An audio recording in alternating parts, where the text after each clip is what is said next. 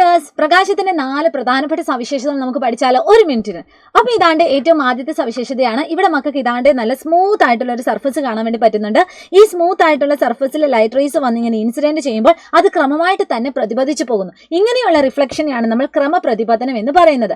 ഇനി അതേസമയം നമ്മൾ ഇതാ ഒരു റഫ് ആയിട്ടുള്ള ഒരു സർഫസ് എടുത്തു, അവിടെയും ഇതുപോലെ വന്ന് ലൈറ്റ് വന്ന് പതിക്കുന്നു, പക്ഷേ റിഫ്ലക്ട് ചെയ്യുന്നത് എങ്ങനെയാണ്?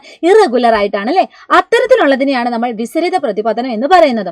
ഇനി ഇവിടെ നിങ്ങൾ നോക്കിക്കേ, ഇവിടെ നിങ്ങൾക്ക് 2 വ്യത്യസ്ത മാധ്യമം കാണാൻ വേണ്ടി പറ്റും. അതായത് നമ്മുടെ എയറും ഉണ്ട്, വാട്ടറും ഉണ്ട്. ഇങ്ങനെ ഒരു മാധ്യമത്തിൽ നിന്ന് മറ്റൊരു മാധ്യമത്തിലേക്ക് പ്രകാശം വന്ന് പതിക്കുമ്പോൾ അതിന്റെ പാതയ്ക്ക് ഒരു ബെൻഡിങ് ഇവിടെ സംഭവിക്കുന്നുണ്ട്. ഇത്തരത്തിലുള്ള പ്രതിഭാസത്തിനെയാണ് നമ്മൾ അപവർത്തനം അല്ലെങ്കിൽ റിഫ്രാക്ഷൻ എന്ന് പറയുന്നത്. ഇനി ഏറ്റവും ലാസ്റ്റ് ഇവിടെ നിങ്ങൾ നോക്കിക്കേ, ഒരു പ്രിസം ഉണ്ട്. ഈ പ്രിസത്തിലൂടെ നമ്മൾ വൈറ്റ് ലൈറ്റ് കടത്തിവിട്ട സമയത്ത് നമുക്ക് 7 ഡിഫറെന്റ് കളറായിട്ട് ആ ഒരു ഘടക വർണ്ണങ്ങളായിട്ട് മാറുന്നതായിട്ട് കാണാൻ പറ്റും. ഒരു ഉദാഹരണം പറയുകയാണെങ്കിൽ നമ്മുടെ വിബ്ജിയർ. ഇതിന് കാരണമാണ് നമ്മുടെ ഡിസ്പേർഷൻ അല്ലെങ്കിൽ പ്രകീർണനം എന്ന് പറയുന്ന പ്രതിഭാസം.